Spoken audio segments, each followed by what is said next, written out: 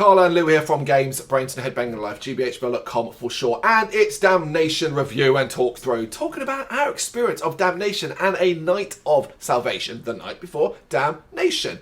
Of course, if you've been paying attention to our socials over this past weekend, you will have noticed that we were there. You and I were there. We travelled from London all the way up to Manchester. Not the easiest journey, we'll add, to go to this festival.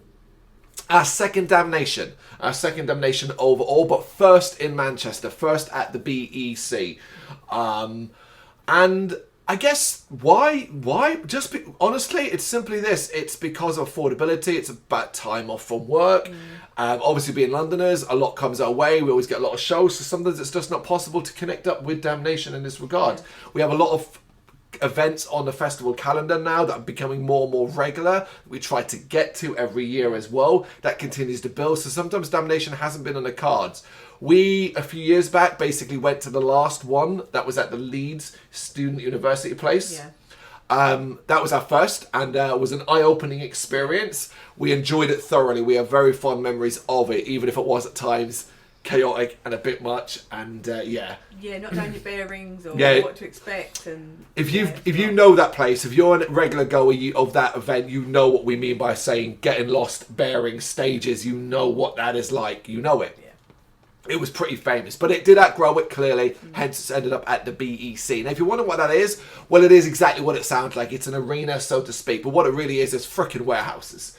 Frickin' warehouses and industrial site. Estate, an industrial estate a little bit outside of Manchester city centre. Exhibition centre. So exhibition centre, yeah. And stuff like that. If you're a Londoner, think the Excel. Exactly that, but yeah, on a maybe smaller scale. Because the Excel is freaking huge, but it's basically what it is. And to get there, you kind of need to do trams to a place called Parkway, and then you do a little bit of walking, maybe 10 minutes, but 10-minute walk to get to the site entrance. And then once you're inside, it's its own little self-contained area, which was cool to see, because we didn't know what to expect. We didn't really know what to expect. When we got off the tram at Parkway, we didn't really know where to go either. We were like, where's the signs? There were no bloody signs at all en route. We'll say that. No signs at all. And thankfully, you're arriving at the right time. Just follow the metalheads. Chances are one of them knows where they're going, and that's what we did. We sort of hung back, and we're like, there's a group that looks like they know where we're going. Let's just follow where they're going. Hopefully, they're going there. But seriously, you can't say, follow the signs from Parkway and not have a single sign. No, there was none. Because if you turn up at 8... There was one as you... No, but that was right. But we had to cross, 5 roads? Yeah. It was just kind of guessing which But imagine you were really late and you turned up at 8 o'clock. Yeah, chance of you didn't know where you were going. It would be a bit of you'd have to put it in the maps and all of that. I know it's a small little niggle thing. It's only so it's not a big deal. We found our way, no problem. Getting in, super easy. Really, really pleased with that. Get our wristbands for both days as well. We used the Cantina bar. We'll talk a little bit about that in a bit, so we'll talk about that as well. And then simply walking on site and seeing the benches and the rows of food trucks, plenty of variety there and choice as well. The toilets, everything looked great. This was our first experience. We kind of spent the first 10-15 minutes getting our bearings. We just walked in and walked around and found the first 2 stages fairly easily. Now, we're going to refer to the stages as we refer to them on the night.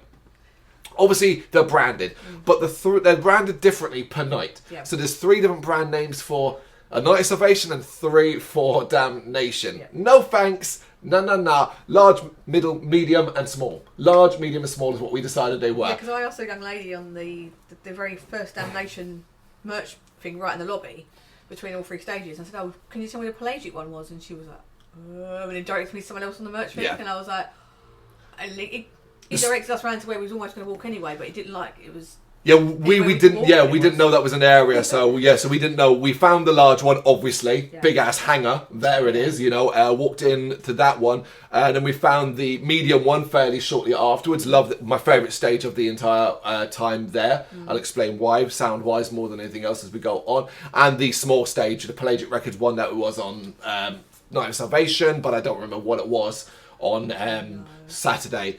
It was the small one. It was where the likes of Sugar Horse and Hangman's Chair and all of that were basically playing. So that was our 3 stages. And we realised, look, it's so easily cut throughs here. Yeah, there's a lot of corridors, but nothing, because there's so many different ways in and out, it never felt crazy. I think we only really got caught up once in the sort of busyness of people moving across and out of places. But you just take it. Just chill. Just chill. Yeah. Basically, how the festival worked both nights was... two bands will be playing the small and medium stage, and then one band will be playing the big stage directly after, starting the moment the others ended. Yeah. So that if you were basically going to wait until one band and then go to the next, you're going to get caught up in a rush. The smart thing to do was leave 5 or 10 minutes early, depending upon who you wanted to see. Yeah. That's what we did in most circumstances. Crossing over, going, all right, look, we got the other band on the big stage is on in 10 minutes. Let's go grab a drink and head over there. That's what we were doing. That's how we planned it. So we never really got caught up in anything, you know. And the same with the stages, like entry-wise and all of that, always felt all right. I would say people need to use their brain a little bit more. There were times we thought, God damn, this stage is packed, particularly the medium one, which has some steps that go down. And so an upper sort of floor area, which unsurprisingly saw people not just sitting on those steps, but basically standing at the top of them. There were a couple of times where I got there, I thought, oh my God, it's packed. Once you get past those first 2 or 3 people who are kind of blocking the entire thing, the place was half full. Yeah. Or you just go around the side. We did that in the main, the big one, several times. Just go around the side. It was often we got so close to so many bands just by going around the sides several times, you know. But stop doing that, man. Don't be those people that are just like a line of you sitting on the steps, making it mean that there's one corridor of people having to move through. So frustrating, you know. Yeah. But it is a small niggle, you know, it is. This is all I've really got about Damnation a lot of the time. Just small little niggles. Things that are completely out of their control and things that really aren't that big of a deal. And certainly didn't, like, bother me too much on the night. It's just, like, make it a bit easier, people are. But then part of that, I do think, ties into what often seems like people's biggest complaint online, which is lack of seating. This seems to be a thing that people are talking about. There were plenty of benches outside, I thought. The problem is that ultimately there are lots of people just holding up for the night and stuff like that. You know, we found several times we went to get food that we couldn't sit down and eat because every bench was filled with people who weren't eating. I thought that was a bit rude and just like, do you know what I mean? Just like people just sitting there, but then people need to have a seating area sometimes as well. We could have done with one at a certain point in the night ourselves. Yeah. So I do get it as well. Again, it's not that big of a deal to me to stand there as we did and while eating a burger wasn't that big of a deal. I didn't really... We're not having a 3-course meal. Do you know what I mean? It didn't really bother me at all. The same with the cantina upstairs. There was a certain point where pretty much people would just hold up. And if you wanted to see up there, you were going to struggle. Yeah. But again, we didn't really worry too much about it because we're there to see bands. Yeah. So we were like grab a drink, come back downstairs, and that was it. You know, so it wasn't that big of a deal. But I understand how it could be a bigger deal to some others. Yeah. Toilets, no problem there. Plenty of choice, plenty of variety. Like you could quickly get in, plenty around, no issues, including inside indoor ones as well. Yeah, they're a bit small and pokey inside, but just go outside where the urinals and the cubicles are. Yeah. The whole having a bigger space was just so much nicer to walk around. It felt very roomy. Yeah, and like what you wanted to do, band wise, you could do. So like if you want to go nuts in the pit, just go nuts. If you feel like you wanted to just stand back a bit. At any point, like we got quite close at some point. Yeah, there was some we stood right in the back for, and we had a good view / sound. Yeah. I was quite surprised, particularly on quick jump into the bands. When we first got there for A Night of Salvation, the sound of the big one, I was like, shit, this is not good because it sounded like it was echoey, sounded like a hanger, like because it's like a hanger, that was going to be a problem. To be fair, that was not really the case most of the weekend. No. It was nice, but I really appreciated the level of space. Even at its busiest, that we were in that main space, never felt crazy. It never felt insane. Never felt like I couldn't move around, and I love that. Same with going outside, or being part of that. It never felt over the top. It felt comfortable. I can't praise the sort of layout enough. I loved it, and we're going to tie a little bit more into that. And so as you're walking around, we talk about the stages and all of that, but the other things that are sort of about that kind of make it really cool. So like you kind of come through those entrance doors if you're going that way. And wristband once, so when you're going through the first security part where you show your bag, once you go through there, that's it. You haven't got to keep showing your wristband to get through certain places. Yeah, once you're in, you're in. Yeah, really nice. That was really freaking nice. Lots of security around, but like it was really, really kind of nice. Just a wristband like at that entrance, and that was the end of it. Yeah. You were just inside the festival grounds now. Which was fantastic. All I was saying that we had to show our lanyard every time we went up to the cantina. Yeah. Sometimes we will say there was one particular security guard who was doing everything possible to look anywhere but at our lanyard. Like we started to joke about like testing it, and like this. Oh, right, well, let's just walk past without showing it because it was like there's a point where the person's eyes were literally like that, and it was like. Okay, all right, then that was quite funny. But there was I think the second day there was a person at the top of the stairs that became a little bit more on it kind of thing. you know, we'll get into a little bit more about it because you might be wondering what that is. It's like a VIP thing. Not really, not so to speak. It's got elements of that, but we'll get into it in a bit. But what I was talking about, what was I talking about? Oh yeah, so like coming for that main entrance and then seeing like how in Damnation's merch separate in a nice tidy area with all of it out, I thought was a great idea. It's almost like what you first see. It's what we first saw. Yeah. So your eyes are automatically attracted to it. So you pick something up and all that. I must say, like as far as like merchandise items go, Damnation's merch is strong. Yeah. From designs to quality, like it's strong stuff and its variety as well. Massive shout out for that.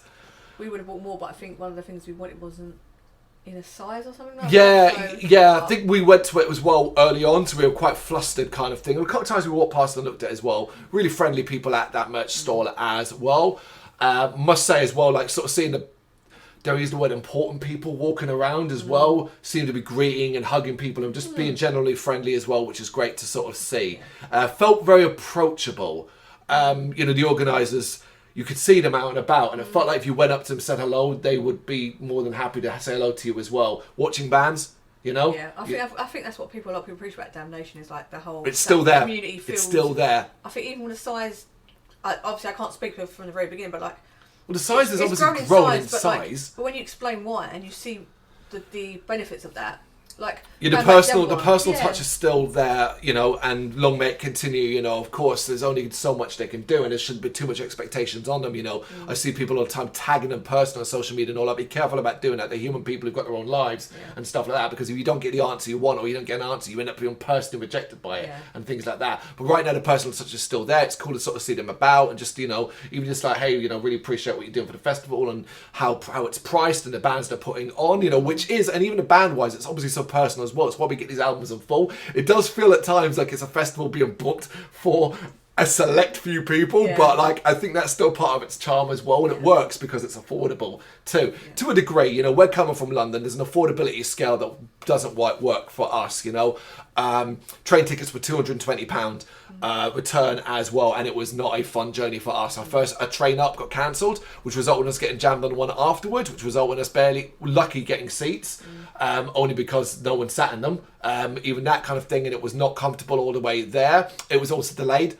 In the end, we ended up getting towed to Manchester almost an hour later than we initially planned, which obviously meant we got to the site late, which meant we missed an opening band that we'll talk to when we get to the band side of things.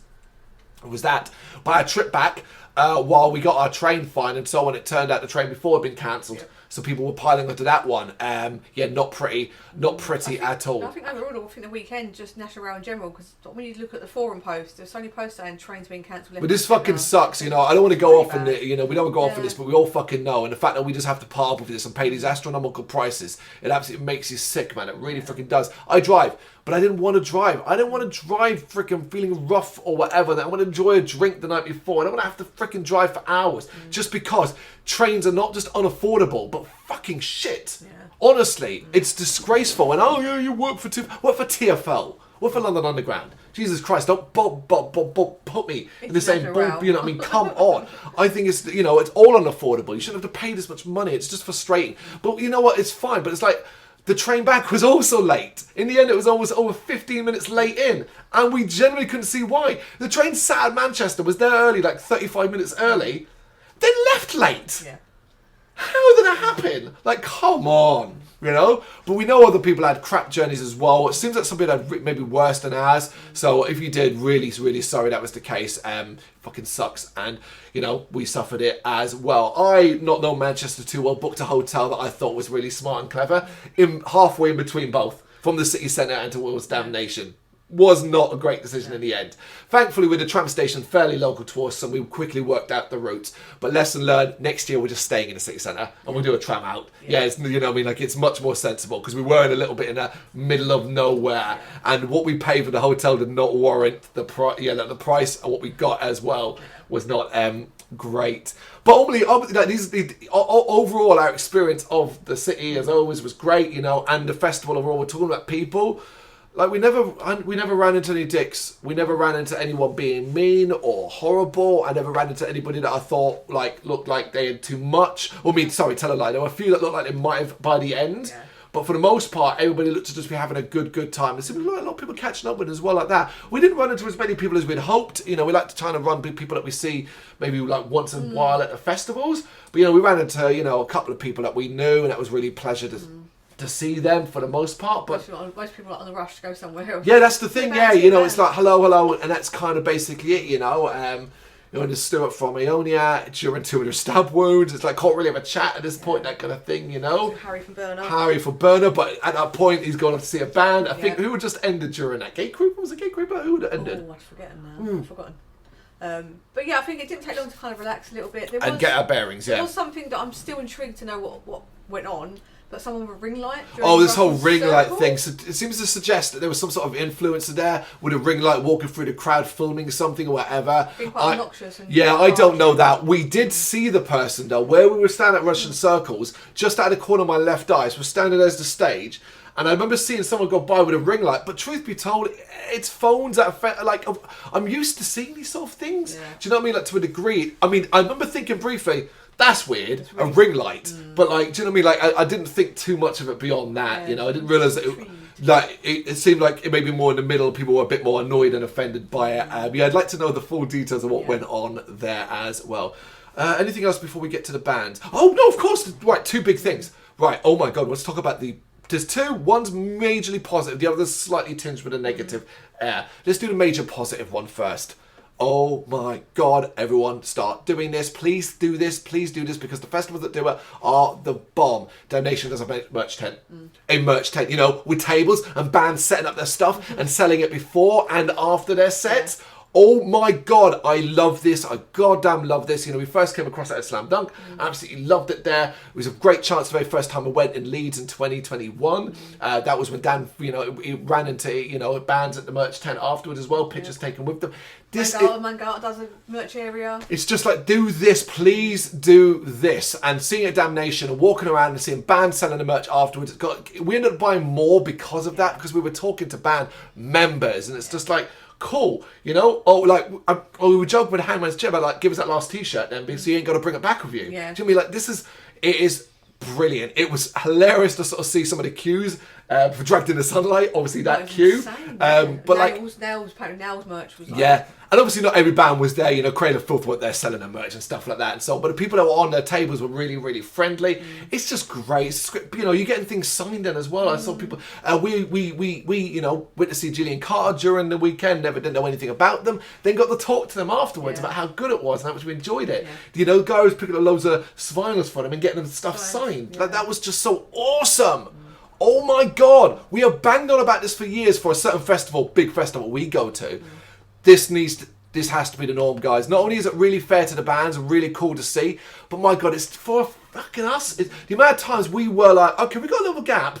Should we just walk out and see what's going on in the merch tent? Yeah. And we'd walk in and walk around and look and then walk out. Oh, I like that. Yeah, fabulous. Absolutely loved it. Really, really did. I say at the big festival, sometimes it's like some of the smaller bands with boxes of t-shirts, and if you spot and go, oh, I'll grab a t-shirt off you for a tenner. I'm going back to my car. I'll grab you one. I'll see you later at a bar. Well, I would also say it's got worse now as well. I think in recent years, at least the last year to 2, it's been worse at Bloodstock for getting smaller band merch, because many of them, I remember, spoke to some this year who said they weren't going to bother. Wasn't worth it. Yeah. Wasn't worth it. And like, even if like they have, is it pinned up? Do they know it's there? How long the box is there? Bands, you know, we haven't sold anything. Let's just take the box back and go. Like, we just need something better than this, you know, because we've said it before. And we'll say it again. We don't want to run Bloodstock down here, but like, we see other festivals doing this, and why Bloodstock isn't using those merch areas it's got for its main merch and the big bands, the main stage bands. And then a separate merch area, merch tent in the shop area, around that area, where bands just sell their shit from tables. Yeah. Come on, you know. And also, bands getting more creative with merch is quite fun. 200 Stab Wounds had branded condoms for sale, and I was like, I thought at first it was like the name of the t-shirt. Obviously, like when you ask for a t-shirt, you ask for that one. I was like, no, actually, just branded condoms. So yeah, creative merch is quite fun. We do love that as well. Who was it as well who had a sign? Was it Gillian Carter who had a sign out basically saying, "Oh, gone to rock out on stage. Back soon. Please don't steal," because all the stuff was there. Yeah. Like, I mean, that made us laugh as well. Loved it. Really nice part of it. Yeah. Didn't love the Cantina bar. Okay, right, like, I get it, like, and I guess maybe had we used it from a perspective of just sitting down with a group of people for an hour, we might have got a bit more out of it, but ultimately, this was an add-on that was not hugely expensive, but expensive enough to notice. A gig ticket. Yeah. A gig ticket, 26 quid per ticket, per 28, something like that, 28, 29. per night, yeah? Per person. Per person, yeah. But for both, right? Okay, you could argue that's 14 quid. That's reasonable, and it is reasonable. I'm not saying it's unreasonable, but ultimately, what we experienced up there wasn't super worth it in the end. There was no separate drinks. Like, there was no special drink, not special drinks, wrong word, but there was nothing available upstairs that wasn't available downstairs. Yeah. We discovered that earlier on when we were quite happy to see Hell's on tap up there. Yeah. So basically, we went to Cantina Bar earlier on in the day, particularly as well. It was a lot better, a lot more of a better experience. It was quite empty. It was quite quick to get a drink and stuff like that. As the night went on, it just became really long to get a drink. Longer than it was to just go to any other bars in the other area as well. You know, staff-wise, they were wonderfully friendly up there. Really nice people. Doing hard work. Yeah. But there wasn't enough of them. And it never improved. Like, it never got, oh, right now it's 5 o'clock. Here's an extra member of staff or 2 extra members of staff. Something when it's a busier period, it was just the same 2 women, maybe 3 sometimes I think it was about. But like that felt like, come on, like, and that kind of ruins that experience when you're going up there and being like, oh, we're queuing for like 10, 15 minutes as well. When it was easier, we quickly clocked, you know, I think we gave up on it at a point on Saturday night, where we were like, well, it's just easier just to go to the main big stage. That bar flew. Yeah, they're really quick. Like, you could be up and down that bar so freaking quick, and we were getting exactly the same drinks that we were getting upstairs as well. I think part of the reason why it was quicker as well, because they were being pre-poured as well. Yeah. But we never found one that had been pre-poured like half an hour before or anything like that. It just felt like they were still quite fresh.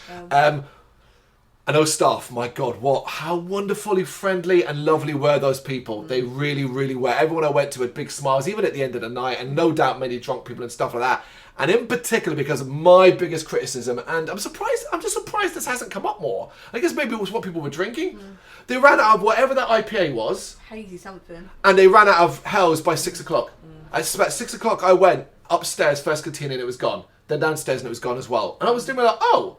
Yeah. And then as the night, a couple more went out. And so we ended up kind of sticking to Magnus Dark Fruits because it was Stella or Beck's as our only lager options. Yeah. And like, no thank you at all. And I realised, okay, that's fine, that's a taste. And there'll be more than people have them. But I was a bit like, what the hell do you mean we have Hell's at 6 o'clock? We didn't try the Holy Goat one because they had an IPA. So I think that was gone as well. I remember seeing cups above it. I'm sure that was gone. So I'm sure that was gone as well. You know, like, so it was just quite early. It felt really early, you know, like for that to. You can ask for a bit of feedback online of like what beer. I don't know. I've got to presume there might be feedback phones. Yeah, I mean, I realise ultimately as well, like, it is what, you know, I mean, is that Damnation's fault? No, I don't think so necessarily. But like from a sort of site place, like, yeah, like, you know what I mean? Like, you want me to buy, and then, you know, I just found it quite surprising. It was like, it had been 8, maybe it had been 9, 10 o'clock. I might have been like, oh, fair enough. Like, Hell's, you know, being available, you know, but like 6, I was like, because I was really enjoying it at a certain stage. But like, you know, I still think these are minor criticisms. Like, you know, what you asked me, would I bother with a Cantina bar next year? Probably not.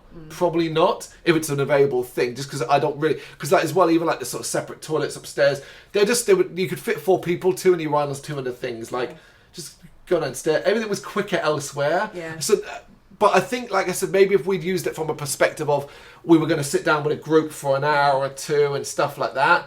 Yeah, I get that kind of thing. And I do think it's interesting. It's like they clearly, Damnation didn't want to sell it as a VIP thing. No. And I think that's smart. Yeah. Because then you'll open yourself up to more criticism. I want this. But we should say, actually, no, I've just remembered as well, to be fair to Damnation, we did get, it was actually, to be fair, you might have already been written this in the comments because you're like, oh, don't forget this.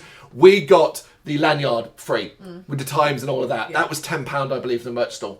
Oh wow! Okay. Yeah, I believe that was with the special, with the other thing. So I should mention that was the case. So from affordability scale, then there's no excuse. There really isn't. Not that I really used the thing anyway around my neck for the times because the app was fantastic. The app was great, was up to date. You get notifications. God, it's good to be on EE and not 3 anymore.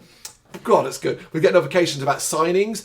I loved personally having the sort of stalls that were at the back of like the main arena area. Like that was cool touch as well. Although we didn't go over there. The market store inside I thought was great. Apparently, previously there was seating there. We don't know about this. It's our first time. I know some people were critical of that. I personally can't believe there was ever seating there. You're basically just encouraging people to sit there and not move. We see this at Bloodstock with the ones outside the Lemmy. Because you can hear the live music and see a screen. And you're by the bar. You're just basically not moving. Yeah. And I feel like that would happen there as well. Yeah. It's all good and proper saying like, oh, but people are just going to hold up there. I think, you've got to kind of encourage it and move that seating away so people are more likely to move around if they want to see a band and stuff like that. Is there anything else before we move to bands? We've talked food. Right. Greek place. Well, one of the most popular. Did fantastic halloumi fries. Could not fucking get the wraps right for the save their life. For some bloody reason, they literally, one Friday night, 3 times an order was said, and somehow it got confused each time. First, not giving us the right amount. Then the second one, giving me a meat one instead of halloumi one that I only realised, because I didn't look naturally when I bit into it. Yeah. Now, I'm not a vegetarian, but I am also very iffy about meat. But, yeah. I thought I was tasting nice. We've debated, did you have the meat wrap one? It was kebab meat, wasn't it? You think it was steak. I'm saying they're not... I didn't say steak. You did say steak. No, it wasn't steak. A form of steak. It's a form of beef. Isn't that just what kebab meat is then? Come on, man. Kebab meat's like compressed lamb kebab meat? It is lamb, yeah. Yeah, this was beef. But I mean, it doesn't have to be specifically lamb, does it? No, but it definitely wasn't. It tasted every bit like your simple, your doner meat. It tasted like your doner meat. I enjoyed it, but yeah. No, well, we swapped, it was fine. It was nice having that quality of food. We did go to the burger place. Yeah, we did choose the one that was probably the lowest quality. Yeah. We wanted something quick and easy. And we were like, there's a burger place there. Let's just grab one there. And it's fair to say it was basically a bit greasy spoon style and all that. And it wasn't great. But we've had worse and paid more. We've had worse and paid more, so we're not going to be too mean about it as well. They did the job. Yeah, what else did we eat? We had a pizza from Giuseppe's. Was it Giuseppe's? Yeah. It was called Giuseppe's. They were on it for the turning the pizzas as well. You're probably like artists, like, I'm turning my little pizza. That was a good pizza. We had a veggie pizza, and that was a right time. Nice little 9-incher, like 2 slices. Yeah, it was a good time we got that pizza as well. Yeah, I think, but the choice as well, like, we didn't try everything. Like I said, I don't eat a lot of meat. People were praising the shit out of it. Chicken place, whatever. I know there's a curry place as well. Yeah, there was a lot of choice. You weren't spoiled. And of course, you could always go off site if you really, really wanted something specific. I think you had to be back by a certain time, no doubt. 8 p.m. was the last re-entry. Yeah, which is fair, to be fair. You know, I don't see an issue with that as well. Is there anything else we missed? We talked drink, we talked food, we talked facilities. Coffee as well. Yeah, there's a coffee place. Coffee place, yeah, absolutely. So yeah, it's always good to have that. Yeah, any of the sort of criticisms that we've given so far are so minor that I think generally, hopefully, we've summed it up as saying this was a great environment. Friendly, welcoming, easy to get around, just an enjoyable site. I really like it. Yeah, of course, it's a warehouse, so there's a lack of like glamour and vibe and stuff like that. But I think they do a good job of trying to make it feel like its own thing with signage and like posters and stuff like that, backdrops. Yeah. The history of posters on the way is quite interesting because obviously we're really new. Oh yeah, next is our 20th anniversary. We've been twice. Yeah. 2021. Yeah, 2021. And 2024. Yeah, 2024. So, I mean, so like, we're not exactly Damnation aficionados. When it said it started at Julie's Rock World. Yeah. And it was like, I don't think that place is there, I don't think that place exists anymore. It's really small. Obviously, went to Leeds and all the rest of it. And it's like, it's quite nice to see that progression. So, yeah. It is fabulous. It is fabulous. But we are now going to talk about bands. So let's start with A Night of Salvation. We're basically going to give you a brief overview of what we thought and what we felt and why we maybe treated it this way or whatever and stuff like that. So I did mention earlier on in this talk through that we were in Manchester a lot later than we planned.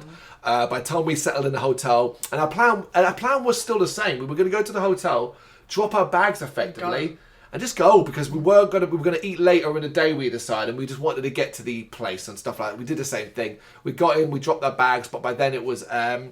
It was coming up to 4 o'clock. It was about 5 to 4. And we knew, we were like, well, we're not getting there for Underdark. Because that was the first band we were going to see. We were going to see Underdark on the Cult Never Dies stage, which would have been the medium stage. Ooh, that would have been good. But yeah, we couldn't do it. It sucks because I love that band and I wish I'd seen them. I think I briefly saw them walk around the festival afterwards. Yeah. But there you go. What we did, we did get there in time to catch just a bit of Insanity Alert on the big stage. Yeah. It gives me no pleasure to say this, but man, that was a bad start. Yeah, some people seem to have been fun with the signs and rap. It was. I get why people would be having fun with that. I totally get it, and in a different environment and a different time. Bear in mind, we've walked in. I'm stone cold sober. It sounds really echoey. Yeah. and really, really not very good sound like, wise. fresh covers of And it was like, oh, is this a cover of Bohemian Rhapsody? Oh, and it's like, yeah, I know this band, but yeah, it's Bohemian Rhapsody. Yeah, like it's got a name, and but it sounded really bad live, like it really did. We ended up watching the version of Welcome to the Jungle by Guns N' Roses, and that also kind of sucked. And they were like, okay, let's go prepare for the band we really want to see. Yeah. Sorry, but I didn't like Insanity Alert at all. We went over to see Sugar Horse on the small stage, the Pelagic record stage for the Friday. One of the most anticipated bands. You know what? You know I love them. You know you love them as well. And they're never going to be able to play long enough. Half an hour, 40 minutes is never long enough for Sugar Horse. It's simple as that. I really, really wanted to see more of it, of course. Yeah. But we saw an incredible show, and I can't wait to see them again. Sugar Horse never disappointed. The new songs sound immense. Yeah. They really, really do. We've just seen headlining dates for next year. So yes, of course, that has been announced as of the time of recording. Then we went to check about a bit of Discharge out. They were playing an album before. Look, I'm not that familiar with this band enough to even know what that was. I can't remember what it was in the poster, and I certainly didn't go there with any expectations but hearing some old school punk rock. Old punk, not punk rock, old school punk, hardcore punk, yeah. Don't want to say punk rock, yeah. Old school punk. Anyway, we watched a little bit of this, caught a little bit for footage. Yeah, it seemed fine. Seemed to be doing well. I think it's enjoyable enough. I do like hardcore punk because I do enjoy the edge to it, the crustiness to it. Yeah, it definitely has that live as well. And it's got more oomph to it than normal, just punk. Yeah, it's just not really. It's not really my jam. It's not really my jam. But yeah, it was quite cool. Quite enjoyed them. And then we separated for the one and only time. I think one and only time over the few days. I really wanted to see Morn on the medium stage, and you really wanted to see a Burial at Sea, of course, who had been added last minute, replacing Hippotractor, who had a reason for not being there, emergency. Yeah. But Morn, I went to see Morn on the medium stage, and the plan initially was, I said to you, okay, well, what I'll do is I'll go watch half of Morn and come join you for seeing half of Burial at Sea. 2 minutes passed by, and I looked at my phone to see what time it was, and 20 had passed by, and I went, what the fuck? I messaged you, I texted you and said, I'm going to stay here. I'm going to stay and watch the whole lot. Fucking loved it. One of my bands of the entire festival, both nights. Simply phenomenal. I was transfixed by it, brutally heavy, really savage, really doomy, really dark. I just got so fucking into it. Absolutely loved it. Yeah. And Burial at Sea for me was like one of my absolute highlights. They even mentioned that the Hippotractor, they said that they're like their family, like they said, like it always sucks when you're booked for this reason. Yes, it's unfortunate, but thank you for kind of coming to check us out and stuff. Yeah. They're just so beautiful what they do. They're with beaming smiles. They're lovely people, lovely band. Yeah, and it was just so nice to just be part of it, and the crowd was so respectful as well.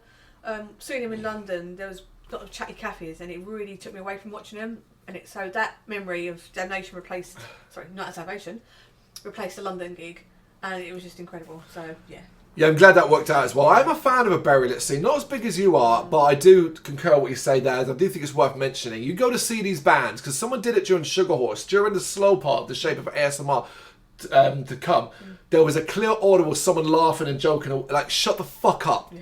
And if you went to see a Burial at Sea in that London show, not that you'd be watching this, but if you were, watching this, there were a lot of people in there who were just standing around chatting themselves while their mates. While it's really slow melodic, but it's shut the fuck up. Yeah. Seriously, or go outside. Jesus, how offensive can you be? Ugh. Yeah. So I'm just glad that Burial at Sea, a lot of people appreciated it and just knew what they were and where they were and just really got absorbed by it. Which is what you want to be. You have to be absorbed by this music, and maybe that's what I was missing in the London show as well. Yeah. You don't need to be absorbed, so to speak, and kind of just rock out, employ to serve on a big stage, doing Conquer in full. So I was going to go check this out, and I thought it was a lot of fun. Weirdly, never seen them live before. And we'd seen them obviously doing Conquering in full as well, so we didn't get a wide array of employed to service, so to speak. But it was a lot of freaking fun nonetheless. Really they were awesome live. Yeah. I just loved the whole mix of what you can go from one to the other. Yeah. So what we both went from to this, it's quite something. Sweet, yeah. Just everything gets all aspects of what you can enjoy metal wise is covered. But really groovy. I'm like, how have I not seen these before? Yeah, just fate, really, isn't it? Yeah. Because even when they were at Bloodstock last time, we were at Bloodstock when they last played there, and we didn't see them because we were either interviewing or clashed with someone else doing main staging it. Yeah. Yeah. A Swarm of the Sun then over on Pelagic Records. Admittedly, this was just bad timing. So I was really looking forward to this band, but we were running out of steam. We were both exhausted. Should have had it at the start of this. We had a very long week to the point where the morning of leaving London, we were both just like, we're so tired.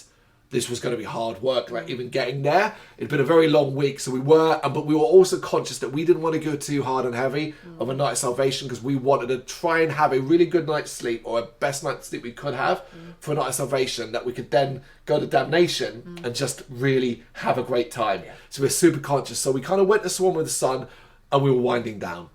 Because of that, I don't think it's going to live that long in the memory. I enjoyed it, but I think it wasn't what I needed then. Yeah. And because of that, we only ended up watching about half of it. Yeah. I mean, yeah, I enjoyed what I saw of them.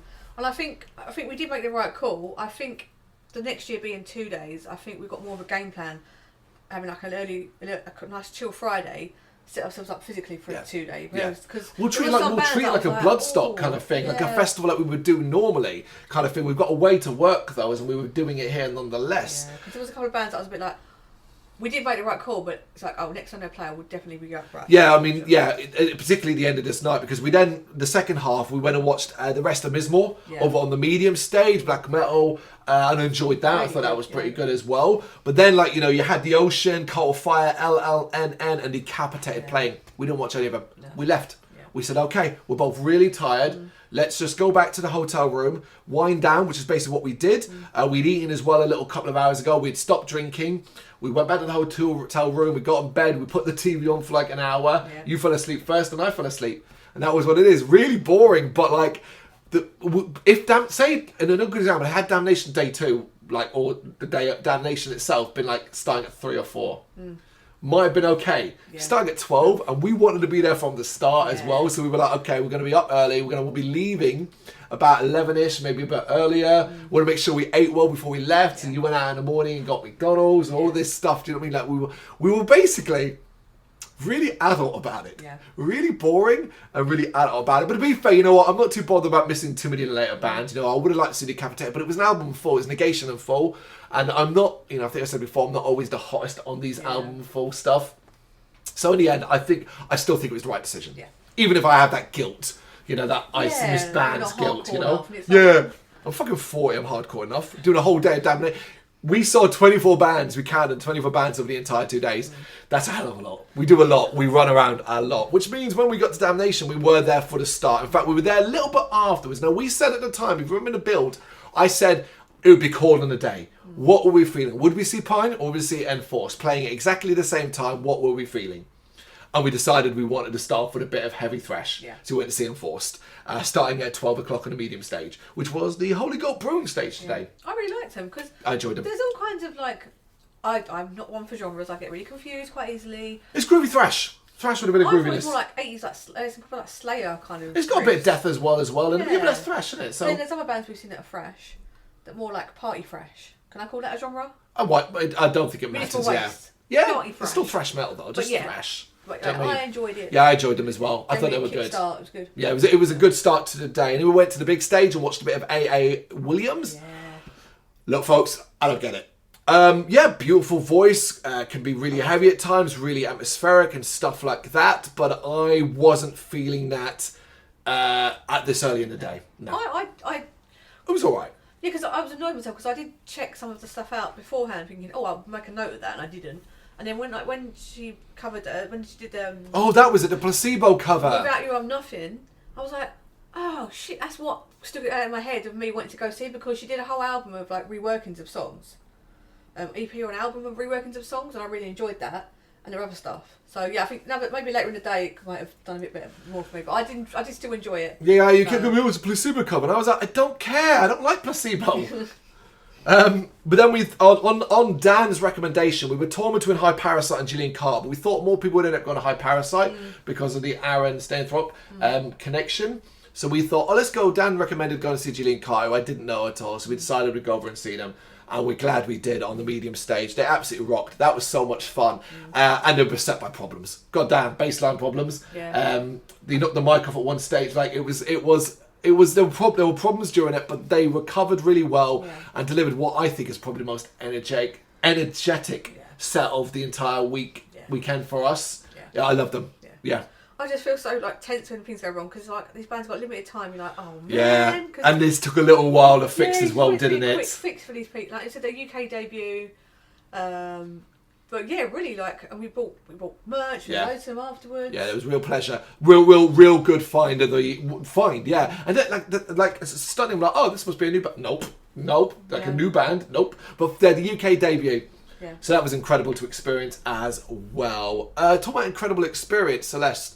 On the big stage, we walked over to see them, walked into this very ambient, atmospheric look with these red torches on their head, and darkness on the stage. Looked fascinating. Sounded immense, heavier than you think as well.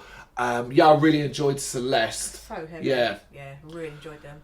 Then we had a break then before we going back for Gate Creeper on the main stage. This was a lot of fun. It was a busy point for us. We got nice and close. I enjoyed this. Not a big Gate Creeper fan, but enjoyed it nonetheless. Yeah. No, really good. Good fun. Good crowd.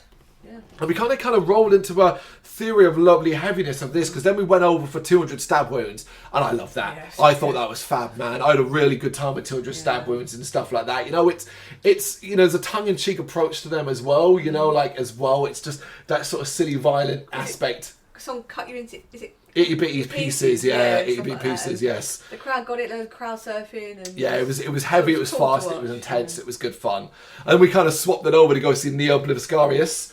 And here's a good example of where like the sound had improved in that big main arena to such a point that the nuances of a violin should be lost completely. It was fabulous. It was clear. It was great. I loved it. The detail. This was great. I just really enjoyed. I didn't expect necessarily to enjoy it, but I thoroughly did.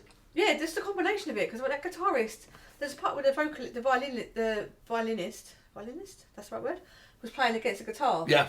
And like they were matching each other. It was really good. And like he did vocals, he did the violin, like headbanging, get the crowd going. The other vocalist was really heavy, really gruff. I really enjoyed them. Yeah. I Same. don't think I would like them as much. So, Same. And then we carried on a heavy sort of path, thinking that we were going to go see, because we were torn between Fuming Mouth and Hangman's Chair. Weirdly, you were the one pushing to go see Fuming Mouth. So we did go see Fuming Mouth, but about 10 minutes in, you were kind of like, oh no, I'm not really feeling this. I think because I'd had so much heavy, and I was like, I know I want to see Hangman's Chair, and I was like, right, let's go. So we kind of like left the medium stage and went over to the small stage to watch Hangman's Chair, which turned out to be an absolutely genius decision as far as I'm concerned. I went kind of happy enough to go, but thinking, okay, well, we've seen a lot of bands. I was basically not expecting as much life from them, and we walked into a band just absolutely going berserk on that stage, having a clearly time of their life and delivering an absolutely stellar set. It might be up there as the set of the weekend for me. It was just so much better than I thought it'd be. There was nothing. There was no extra razzmatazz. There was nothing behind them. There was no screen behind them. It was just them, and the energy in their songs was just amazing. Because it can be quite. You might look at it as being quite dour, but they put so much power into it. It was really good. Yeah, it was fabulous. They were amazing. Yeah.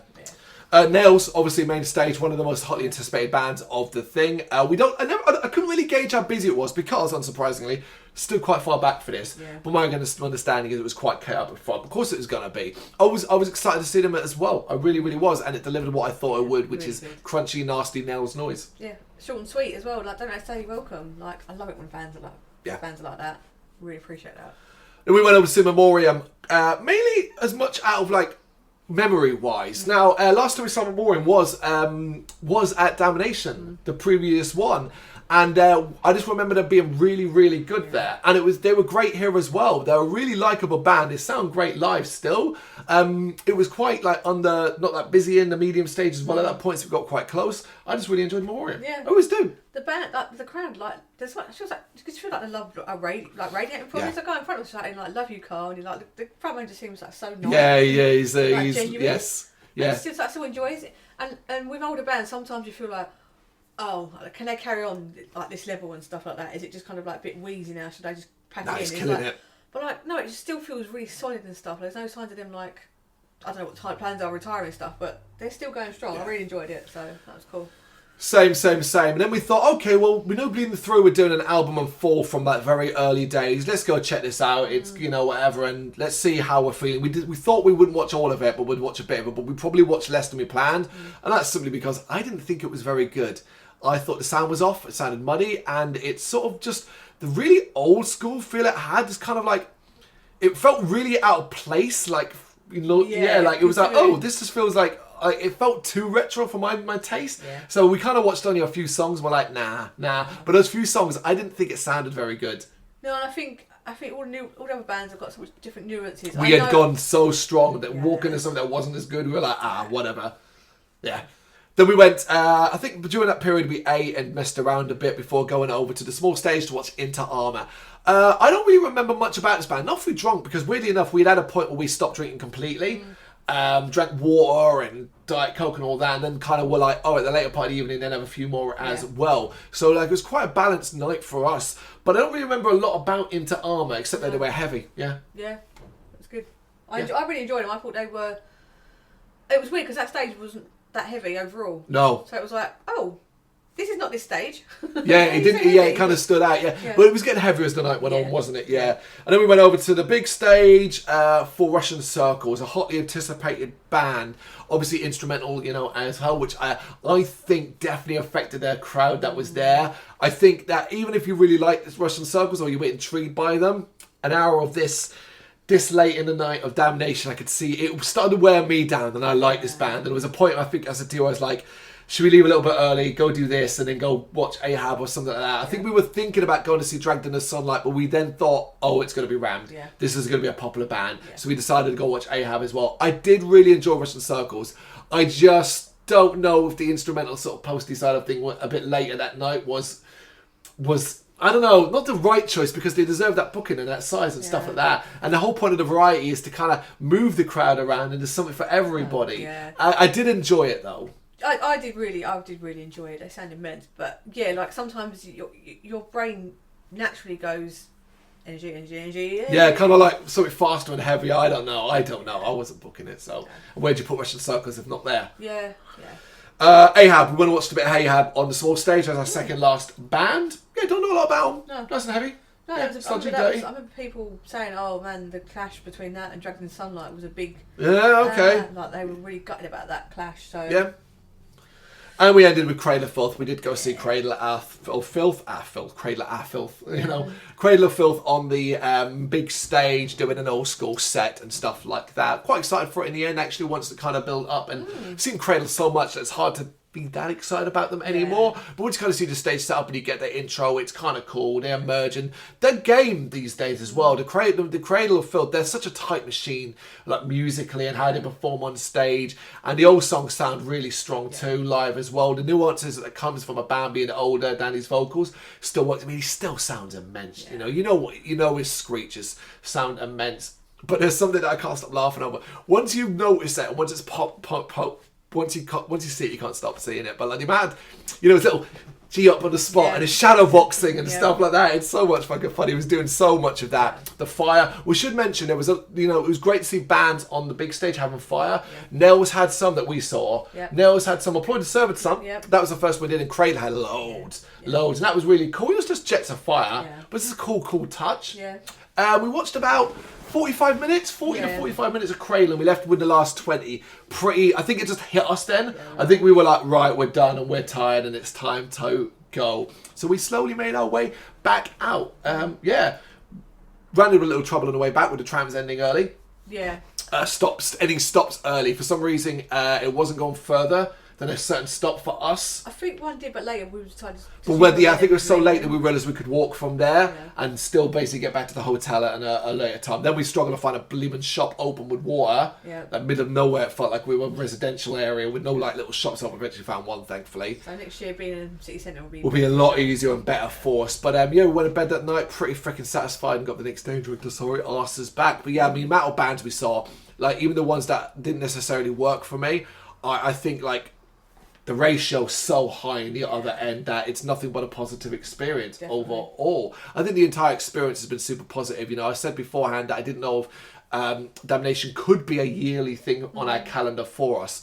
But on the train back, we were like, should we commit? So we booked some accommodation already and the plan. Well, hopefully, once we get off this video, see if the tickets are online and pick them up nice and early as well. Thoroughly enjoyed it. Really, really did. And I'd recommend it if you're want to give something new a try. So like we did Art Tangent for the first time last year, and like there's so much you can find. Yeah.